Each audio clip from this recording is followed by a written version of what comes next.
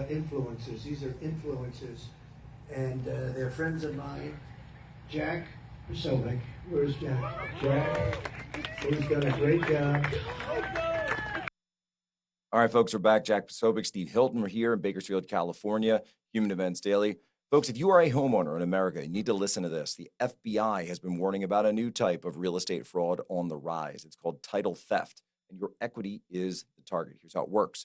Criminals will forge your signature on a single document, use a fake notary stamp, and file it with the county. And just like that, on record, they own your home. Using your ownership, they can take out loans against your equity or even sell your property. They won't know about it until foreclosure or collection notices show up in the mail. That's why I've partnered with Home Title Lock, so that you can protect your equity and find out today if you're already a victim. Use promo code POSO at hometitlelock.com, and you'll get a free title history report and a free trial of their $1 million triple lock protection. That is 24/7 monitoring of your title records, urgent alerts to any changes, and if fraud occurs, their U.S.-based restoration team will spend up to $1 million to fix it. Find out why I trust Home Title Lock. Protect yourself like I did. Don't be a victim. Protect your equity today. That's hometitlelock.com, promo code POSO. So, Steve, you're running in California. You're going to fix all this stuff. Exactly. It's all going to be taken care of. And you're going to, and you're going to, Gavin Newsom, of course, he's here in California, and somehow he's presided over all of this, and he wants to use this to try to launch a presidential campaign. Yeah. And you see this now. I know Josh Shapiro in Pennsylvania. He was my county commissioner. Now he's the governor. He wants to run for president as well. And yet he has a complete track record of failure. I see the same thing with Gavin Newsom. Mm-hmm.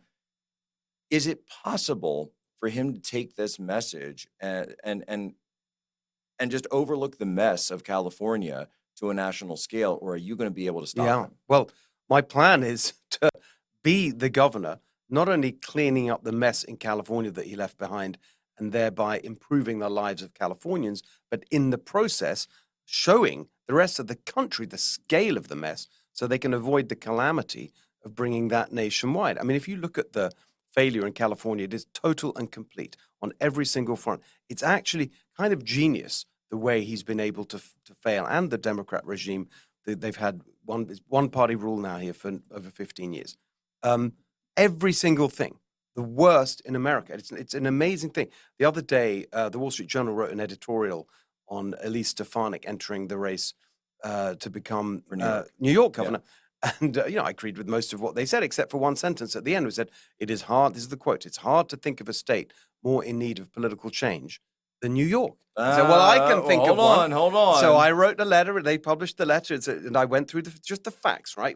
How many times we told to follow the data? Okay.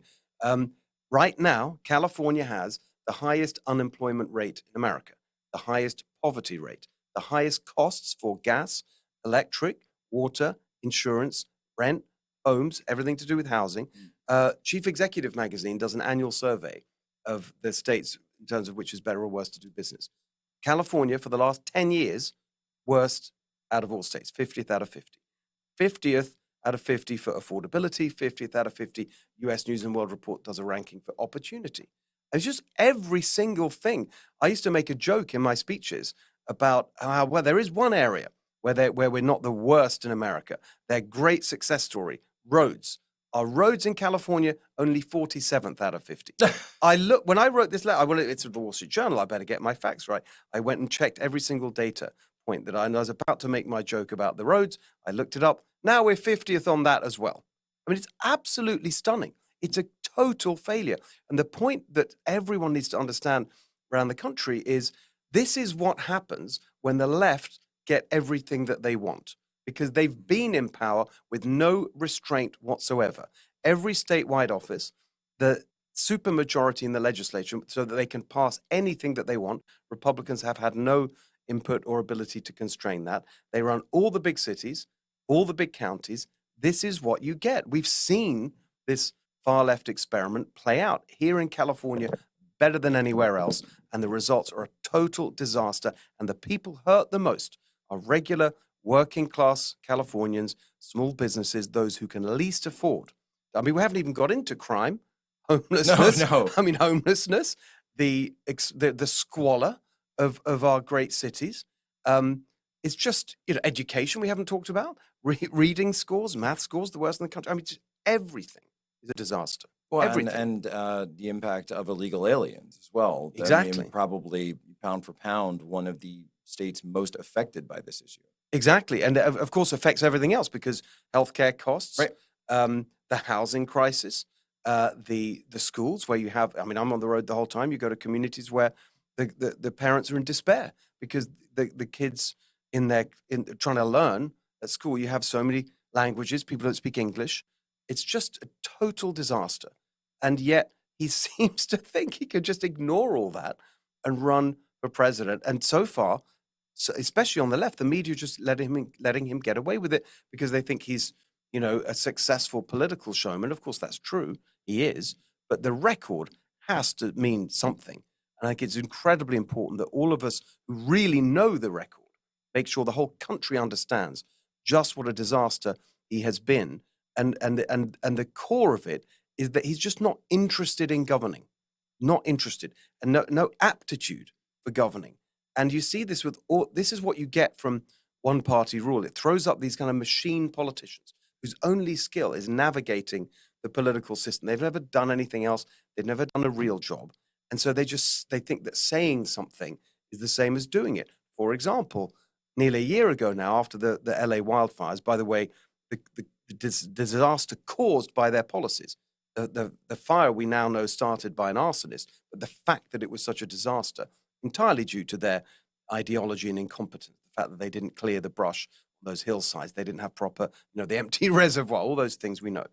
But at the time, Gavin Newsom stood there in the smoldering remains of the Palisades and said, we're going to have a Marshall Plan. This is a quote, a Marshall Plan to rebuild. Nothing's happened. He just says these things. Karen Bass, the mayor. Have you linked up at all with, was it Spencer Pratt? He's been... Yeah, it's fantastic. Yeah, he's been hitting so good on this. So good. Yeah. But here's a really, really specific example that tells the story of California failure. Karen Bass, about a few months ago. An avowed Marxist, by the way. Yeah, exactly. So she does this press conference and she puts a social media post that says, I have just signed an executive order streamlining permitting to rebuild LA. And I remember thinking, well, that's good. 4 months too late, but whatever. The actual quote, I have just signed an executive order tasking agency heads with developing paths forward to streamlining permitting. You got it there in a nutshell. These are sort of BS artists who don't know how to get anything actually done. Exactly what it comes down to. Jack Posobiec, Steve Hilton, a special guest, join us in the next segment here in Bakersfield, California.